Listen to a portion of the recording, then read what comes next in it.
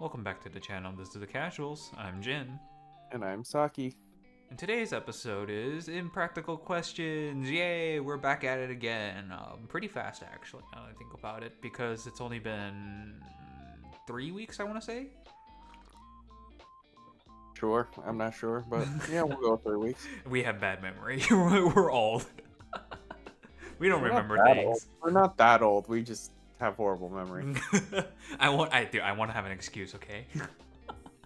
I have more of an excuse than you. I'm older than you. True.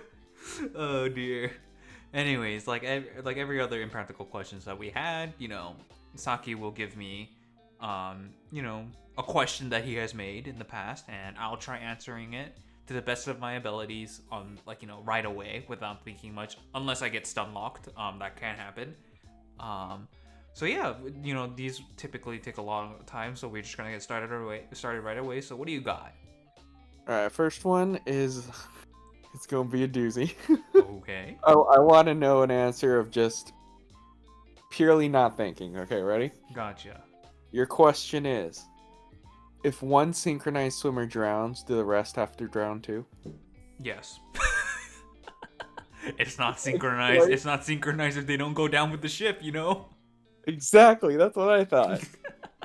But it's unethical. I mean, they made a commitment. They made the vow, They're synchronized. It's their job. Exactly. Like, what if you're like one of those Olympic or pro like synchronized swimming teams? Yeah, dude. I'd give you points off. But in reality, I guess, I'm sure there's cases that exist. In actuality, obviously, the synchronized swimmers won't drown. I think it's actually pretty hard to force yourself to drown too. I guess maybe out of pure exhaustion. Yeah, I feel like that is possible out of pure exhaustion. But like, if one person just happens to start drowning, right? I feel like it's very hard for others to be like, imitate it, and then they flail around and then actually start drowning. Can you imagine like one person's actually drowning, but they don't know he's actually or he or she's actually drowning, so they just copy it? They're just thinking, oh, this wasn't part of the routine. Well, if he's doing it, I gotta follow, because we have to be synchronized, and so it just becomes a game of just, copying the person who's actually drowning and calling out for help. That would be something, but in reality, no, they would not have to. Yeah, I'm sure they immediately know, not part of the routine. Stop. Check up on them. A person's life is obviously more important than a tournament, unless you might be part of a country that doesn't value your life that much. True. So yeah, my immediate answer: yes, they must synchronize with the drowner. Yes, I agree. Yeah, for hilarity reasons. Yeah. All right, next one. What you got? I'm just reading over these questions now. These are all pretty like a doozy. Oh. So this next one is: if electricity arises from electrons, does morality rise from morons?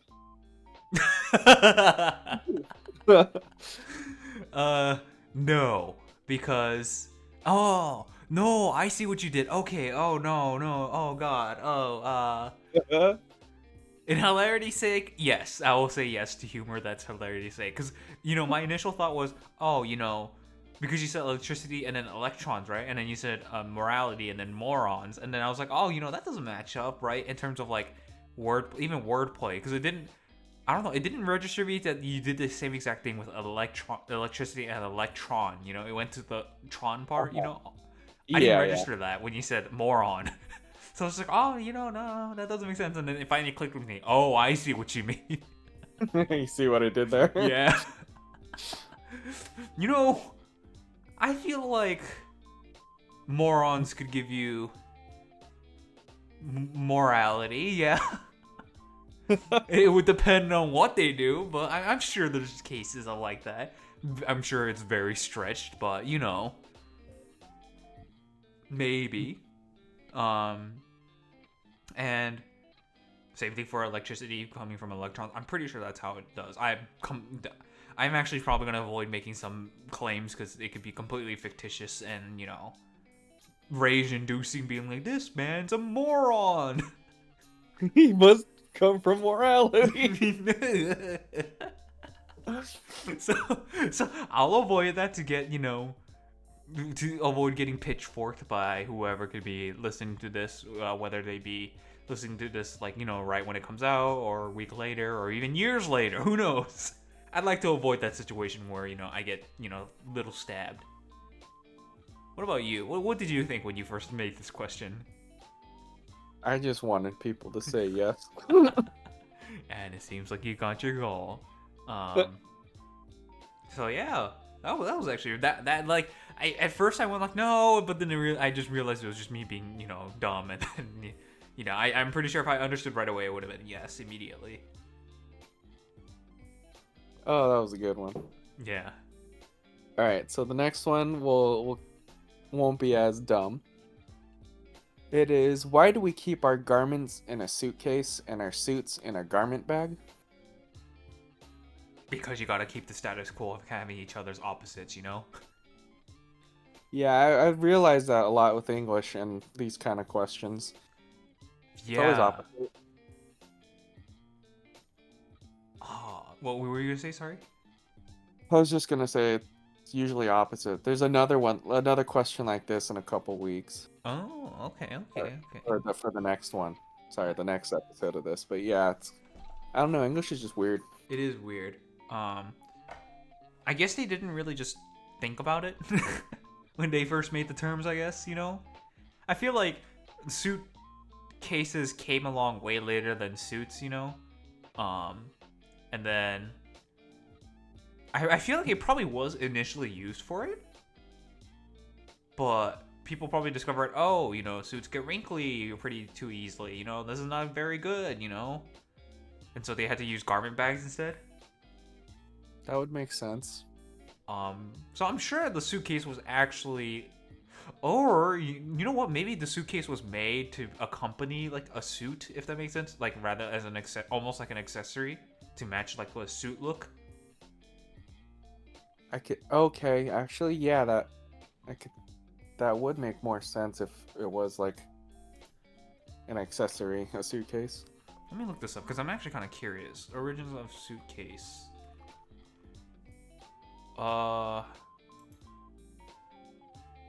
Whoa. This is. Oh, okay. So I was kind of right.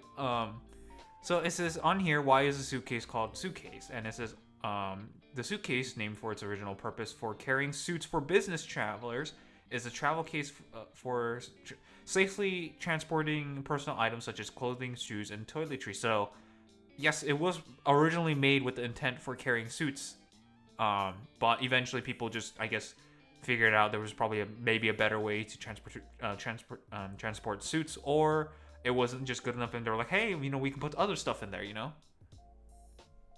Okay. So yeah, that's pretty interesting. I was gonna say, so it did start with a suitcase, and then they just switched it to garment bag for other purposes. Yeah. So, okay.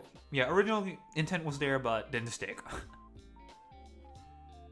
All right, that actually makes sense. I was kind of curious. All right, so I guess our next one is, why do we say cheese when we take photos? Ooh, I remember this. This thing actually. God, I think it was because I wonder if it's because. Oh, actually no. There was an origin story for this. I remember there being an origin story. I might have looked into it once and I forgot about it completely because I can't remember what it is. I'm gonna take a wild guess and say cheese was originally because someone wanted to get someone to smile or have some sort of like certain like mouth pose, and the easiest way to do it was making them say the word cheese. Oh, I guess saying the double E part kind of makes your mouth open. Because I'm doing it right now like an idiot in my room by myself, and Yeah. yeah, when you say the double E in cheese, your mouth, I guess, kind of opens and does a half smile or something, or it shows your teeth maybe. Yes. So in the late 19th century, the late 19th centuries, no, cheese. It's not clear as to where it actually originated, but I think the common agreement it says here is that cheese is, or say cheese is the English language instruction used by photographers who want their subject or subjects to smile. By saying cheese, most people form their mouths into what appears to be a smile-like shape. That makes sense because I'm doing it now and it makes that smiling type shape. Um, and apparently this phrase has what is thought to have appeared or first been used around the 1940s. 40s, okay. And it comes from a former ambassador his name is Joseph E. Davies, and it was said that it is guaranteed to make you look pleasant no matter what you're thinking. Mr. Davies disclosed the formula while having his own picture taken on the set of his mission to Moscow. It's simple. Just say cheese. It's an automatic smile. I learned that from a politician, Mr. Davies chuckled, an astute politician. A very great politician, but I cannot tell you who he was. So politician was not, also politician was different. So this was an ambassador working under a certain politician who was, none other than Franklin D. Roosevelt. Oh. At least that is what it is thought to be, because he worked under the Roosevelt administration, because it is the 1940s. All right, but I'm also saying the word cheese with like a poker face, a straight face, and I could say it without smiling too. Yeah. I think if you don't think about it, right? Your face kind of makes that natural face, I guess, that natural, almost smile-like face. I guess, yeah, I was trying to do it without smiling, so I technically was thinking about it. Yeah. And then, like, I guess if you're distracted by, oh, I gotta look good, and then, they say, oh, say cheese, and you're like, cheese, and, your mouth just immediately opens because, you're kind of, like, getting ready for, like, the whole group photo thing, or, like, a photo. God, I think it could work with any word with a double E in it. Yeah, that's what it said even on Wiki, like, obviously Wikipedia is, like, not necessarily the source to look at, but they do reference a lot of reliable sources anyways, so Wikipedia is more like that gateway. But what's it called? Other words include whiskey from Argentina. Bulgaria commonly says zeli, cabbage, which means cabbage. Colombia also says whiskey. Let's see. There's a lot of different words. I guess any word with a E, like a double E or a key, E. Yeah, that kind of double E That pronunciation. would kind of work, yeah. Yeah, so, yeah, I guess it just appeared naturally. There wasn't really any, like, instruction made, or push for it. It just happened naturally because people were like, oh, it worked, and then they started just using it more and more. That's interesting that person was just like, yeah, let's just make the word cheese. Just like such a random word, but I guess, yeah, if you don't think about it, you do kind of make that smiling face. Here we are, 80 years later? Yep. 80 years later, yeah, 80 years later, we're here still saying cheese. Huh. That's crazy. Who knew 80 years later we'd still be using that? Yeah. All right. Good to know, actually. All right, so our fifth question, we're kind of blowing through these, actually. Mm-hmm. So our fifth question, I just read the fifth question. This one's a pretty dumb one. So, if you choke a Smurf, what color does it turn? Purple. After a while, right? Because first it says you would start out blue if you start choking, right? You lack oxygen. But yeah, I guess it would be purple because they all are already blue. Yeah. And I think the only darker color would either be dark blue or, like, if you were to, in terms of, like, exaggeration, right? Oh, his face turned red, then blue or something like that, right? I guess the next natural color would be purple, Because your body can make purple-ish colors, right, with bruises and everything. Right, Um, yeah. so that's why I just kind of like gravitated towards purple immediately. That would make sense. I would have said a dark blue or a purple too. Yeah. I think the only reason why I didn't say dark blue was just simply because usually like that kind of, how do you say this, when people paint a picture with words, I guess when they're trying to describe something, especially when they're like describing a change of state in someone's face where it turns blue, green, like blue, red, or red, blue, green, or something like that. Hmm. Um, these are all Well, drastically different colors. They don't usually say dark red, light red, dark blue, or something like that. They usually just have immediately different colors. true. Wait, you said green. When has someone's face turned green? Like kind of like the exaggeration for like vomiting. Oh, okay, yeah. I was like, whoa, Hulk. I was like, I don't know about people's face turning green, but yeah, okay. For exaggeration of vomiting, yeah, they do kind of gravitate towards green, huh? Or poison, I guess. Okay, poison, green, purple. Yeah. I was like, when you were like, hold up, green, and I'm gonna be like, yeah, you heard of Shrek? Get out to my swamp! I can't do that. Don't kill me. That'll do, donkey. That'll do. But yeah, that was just my natural reaction. Purple. Not much thought to it, honestly. Just because for this kind of case, I guess, um, it's almost like accepted fact, I guess, in terms of literary terms or literary like direction. Most people wouldn't even question you. I was like, oh, he turns purple. They'd be like, yeah, that makes sense, and then they would just leave it at that. Most people. Yeah. Yeah, I would say.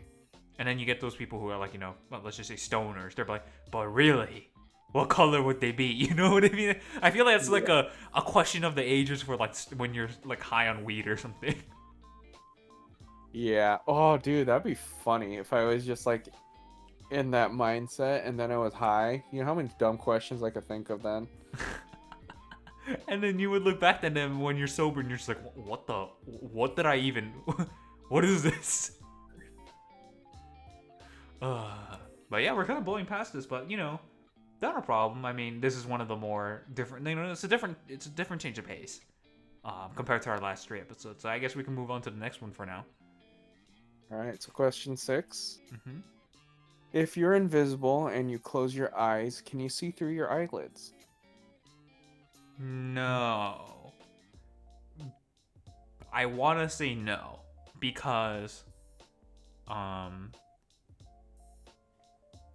you being invisible doesn't necessarily mean you are see-through. If that makes sense. Because there are different types of invisibility, right? That is true. Another form of invisibility, although with a different term, is camouflage. Technically, you are invisible if they cannot distinguish you from the environment around you. And so, based on the assumption that you can, this invisibility is not necessarily pure, like, you literally cannot be seen no matter what, or you are see-through, so when people look at you, they're looking through you. If we're not going with that assumption, we're going with something more like you blend in with your environment, then closing your eyes, I don't think you would be able to see through just because, your physical body's still there. Right. Okay, that makes more sense from when I thought of this question. And just like a side tangent, I remember there's technology being made. I don't know if like the military has it. I'm pretty sure the military does have it. I don't know how practical it is, but I remember maybe a couple years ago there was videos going around of people blending into their environment with like a kind of a cloak thing. Like the Harry Potter like cloak of invisibility. Yeah. Where it like makes you blend in with the environment, but inside you could still clearly see the cloak, right? And like if you poke your head out, you can kind of see like the mirage of the cloak showing because your head is kind of showing the differences between the environment and you. Yeah. It was kind of like that essentially, where like there's these people. Obviously, it's not a cloak. Rather, it's like almost like not a mirror, but something very similar. But basically, it like changed like the thing that they put to go behind, changed to the environment accordingly to what they were. Almost like a chameleon, you know, camouflage chameleon. Um, and I just remember seeing that. I was like, oh, that's pretty cool. And then people immediately pointed out it's highly impractical because of two things. One, it's not very well useful in terms of like like, you know, when you're moving fast, you're gonna get seen. There's no way you're not gonna get seen, you know, unless it's like from a far distance, maybe, right? But like in close quarters, you're gonna get spotted immediately. There's no way, right? And it doesn't block out sound. You're still gonna make sound, you know. And second one is heat signature. Heat signature will probably detect you regardless. Yeah, oh yeah. Well, yeah. So I'm sure the military has explored that idea before, and they tested it, and then they realized it's just highly impractical, so they never went ahead and used it. And like, as much as, you know, people like to make fun of America spending so much money on the military, like, you know, way too much, honestly, in my opinion, but America's technology is, like, in terms of military technology, is way more advanced than people think. Like, you know this current stealth bombers, right? Stealth, like, planes? Yep. Yeah, those existed in 1970s before it was revealed to the public. And there was this whole thing, another side tangent. Do you know the name of Tom Clancy? Yep. So, Tom Clancy actually managed to, quote unquote, predict or find out that the American military had the existence of stealth bombers. And he was so accurate with it that even the FBI came in and questioned him. They're like, where did you get these, like, information? Like, you're not supposed to have this information. Turns out, the only reason why Tom Clancy even was able to dictate that there was a stealth bomber in the works, or, like, you know, the American military had it by the time it was in the 1970s, by the way, was that he just looked at public documents, and then he kind of just put two and two together, you know? And he just basically inferred the idea of a stealth bomber. And when the book came out, by the way, people thought it was just ludicrous. It was fake. Because, you know, it's a fictional story, right? But turns out it's a real thing, and America had been, you know, had that technology for a while. They just never revealed it. So I feel like it's the same case here with, like, the whole camouflage thing I talked about, you know? They probably had it for a while. It's just they were just like, it's freaking useless, you know, who cares? And so, like, by the time the public started showing videos off of it, it's like, well, it's outdated, or it's already been tested. Makes sense. So yeah, just cool little things, I guess. Like, you know, people make fun of the American, you know, government, or I guess, like, you know, having, like, computers from the 1980s or something like that. But if there's something to be truly feared, and if it's not feared enough already, the capabilities of American military technologies and logistics is way more incredible than anyone could possibly imagine. I think it's, like, genuinely one of the most impressive things in the world. That, like, American military logistics. It's crazy. If we have a lot of time by the end of this episode, I can, like, go into more details. It's just absolutely insane. But for now, we gotta keep on going with the questions. So I think we're on question 7. Yeah. All right, let's go. So question 7. Why is pizza a circle?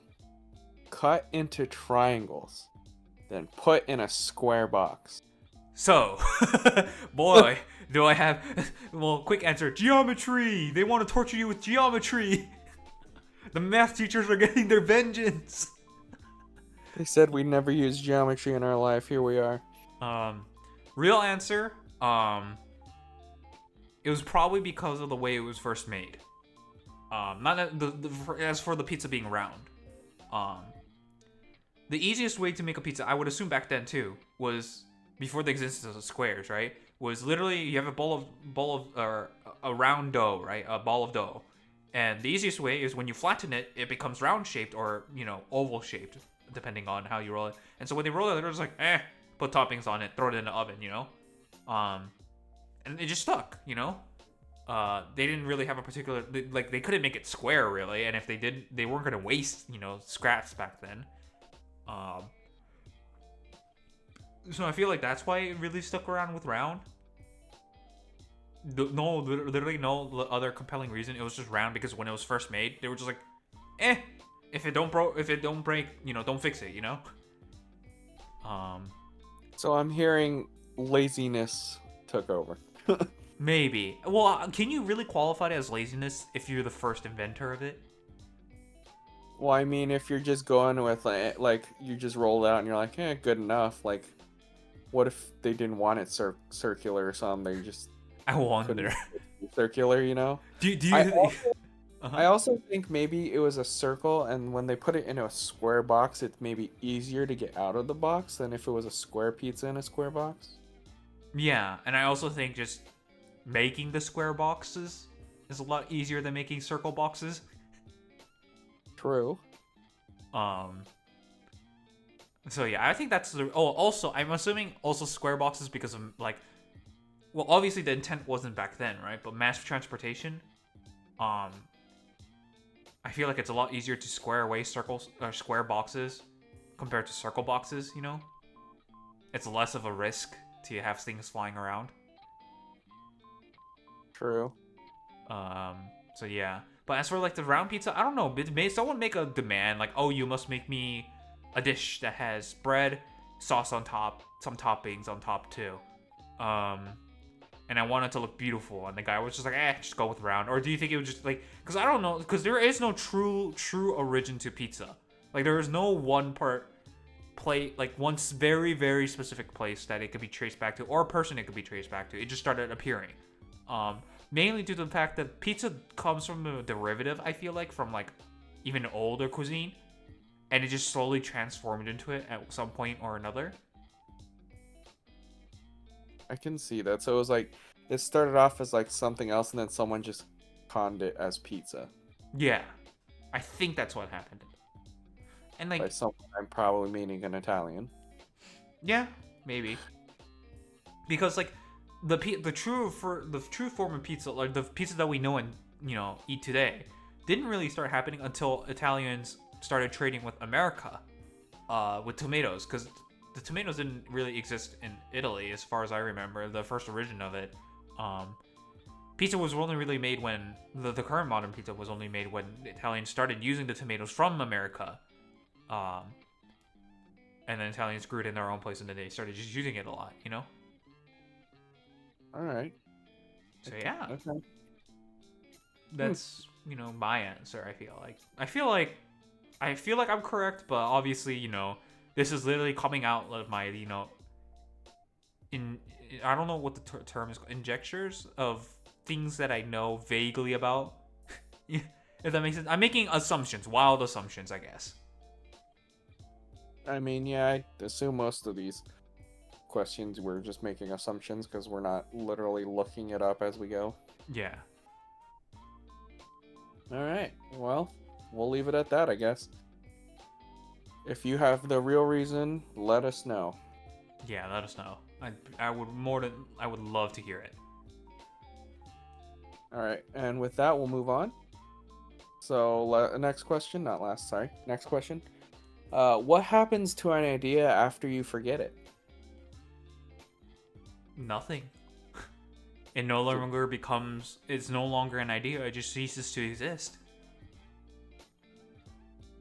Because once you have an idea, right, that idea is usually intangible until you either write it down or make it happen, right? Um, but once you make an idea and then you suddenly forget it or you just stop thinking about it, it simply just disappears. I would assume so. Um, Maybe somewhere in your brain it has like this information, but it's not like a computer where you can like type something out and then delete it and then like maybe have a chance of restoring it. I feel like it's a little bit more complicated than that. I feel like your brain literally just wipes out that idea because your brain is far more limited in capacity for your ability to retain memories. Um, so I feel like if you have an idea and you forget about it, it's just gone completely until you rethink about it again. Like literally rethink about it, then it's kind of like almost like reaching in like that ripped up like paper shredded stuff and putting it back together. Yeah, okay. I don't know. That's actually kind of a very almost like a very abstract question. Like, what happens to an idea if you forget about it? Because there's always a possibility that you can remember it. Um, Yeah. and my statement I feel like is even wrong now that I think about it. Because if it's gone, right, shouldn't it theoretically be like because here's the thing: you think of an idea. Let's just say it's a story. You think of an idea, forget about it, and then in that state of mind, it's gone, completely gone, just ceases to exist. But then you remember that you had that idea. So does that technically count as a new idea, or is that you remembering that you had the idea and it's a pullback of that old idea, even though despite you completely forgetting about it? Wouldn't it be a pullback? Because you had it originally, lost it, and then you kind of thought of it again.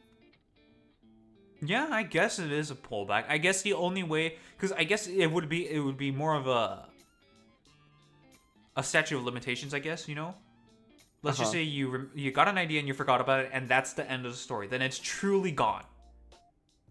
If you never remember it again. But if you do remember it again, then it is simply because where you end it is where that, I guess, state of being or state of I guess concept exists, if that makes sense, Yeah. You end it at, you forget about it, then the idea just exists. But if you forget about it and then you remember it later, then when you remember it later, that's where the ending starts, or that's where the end is. And so it's more of a pullback than actual it ceasing to exist. My brain hurts. Just think of it as dividing a paper in half versus dividing a paper or dividing a paper in half and then dividing a paper at 90% or something like that, if that makes sense. You're cutting it at different points, and depending on where you cut it is what you determine the state of what the idea is, whether it's gone completely or it's brought back. Yeah, my brain still hurts. I think in strange ways, to be honest. I don't blame you. I think in kind of strange ways. I'm not a genius or anything. I just have unnecessarily complicated ideas in my head. Yeah, that was complicated. Or that was a little complex. I gotta save your brain, so we gotta move on to the next one before your brain overloads. All right. Second to last question is: do dogs also name their owners? Yes, absolutely, they do. And the only reason why I say this is because based off my knowledge of wolves, right? Wolf packs. Mm-hmm. There's always an alpha, and there's always an alpha, right? So clearly they have to have a designated way, or a way to designate an individual in their pack as the one to listen to, right? Is I don't think they would do anything. They would have names, but it wouldn't be as simple as naming someone. It's more like of an identity that they make, right?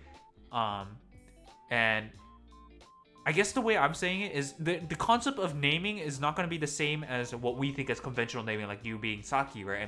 And I'm me existing as Jin, right? For dogs, it might be a certain smell or certain sound that they think of, or intonate, you know what I mean? Yeah, I guess I could see that actually. I guess I was gonna say a dog would, or a wolf, or whatever we're talking about, dogs, wolves.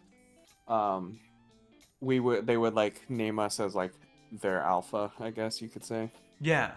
I guess this isn't necessarily. I guess I'm also wrong at the same time, because this isn't strictly naming at this point. Then it's more of an identifier, True. But I would like to, because I'm kind of stretching it here at this point, but I would like to imagine that they do have some sort of inner monologue that they have.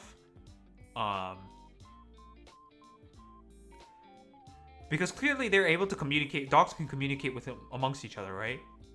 Right. To various degrees. So I would assume there is some sort of vocal identification that they have, which is similar to naming. Whether they actually think about it or not, I have no idea. So I would like to go with the assumption, yes, they do, but we'll truly never know. Unless we have some magical way of translating what they think or say. We just need those dog collars from that movie Up. Yeah, we do, we do. Uh, uh, but yeah. So yeah. That's just my thought. I just thought yes, just because simply dogs can identify certain individuals, but probably not in the way I think of it. All right. But yeah, that was the last question, right? No, we have one more. Ooh, one more. All right, let's go. Last one. I just want to know your quick answer like the first one. All right. If an ambulance is rushing over to save someone and they hit someone on the way there, do they stop and save them? No. Um, I believe this is purely because of logistical reasons. Um, if they hit someone, they do not care because their priority task is set designated task is to go to that person who they were originally called for, right? Um, Uh-huh. and once that designation is set, other ambulances in their area or other teams in the area will know that this ambulance is designated there, so they'll move accordingly to that designated ambulance. Um, and should the ambulance stop for the person they hit, that messes up everything for everyone else.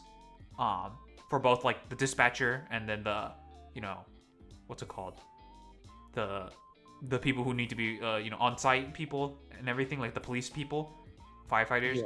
Um, so I feel like, and I'm almost 100% sure, I'm almost convinced about this, by the way, because I have no idea what the rules are actually for, but just based on my knowledge of like how logistics work and how designations happen, absolutely not. They will not stop for the individual they hit. That will be some other ambulance's problem to catch up with. Okay, I have another question for it then. Gotcha.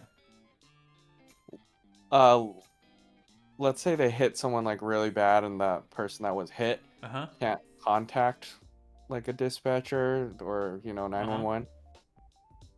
Do you think like the passenger in the ambulance, because usually they go in pairs, Uh not huh. just one singular person, would they call 911 saying, "Hey, we hit someone, go get this guy on this street," or whatever? Or like who would tell them, who would tell 911 dispatch to like send another one?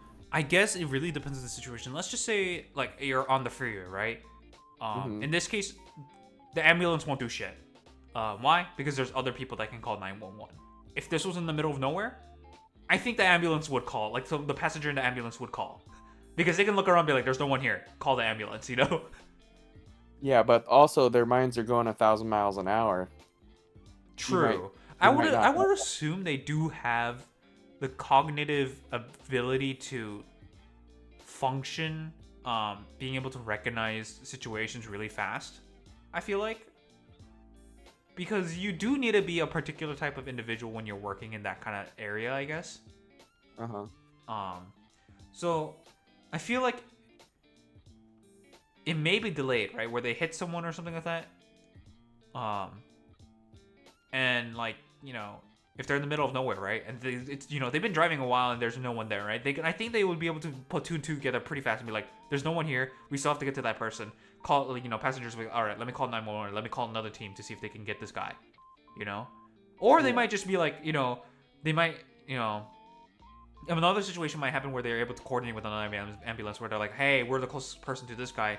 We see you guys, we see you another ambulance on another location. Um, you can go. Can you get the guy we were originally supposed to go for, and then we get this guy instead? I feel like that's also another thing they can. I'm pretty sure there's protocols for that. Um, but I guess my assumption would be no, they wouldn't stop just because logistical reason why it'd be a headache to change directions all of a sudden, if that makes sense. Directives all of a sudden without the dispatcher acknowledging it, I guess would be the better way of saying it. Okay, yeah, I guess it is situational too, so. Yeah.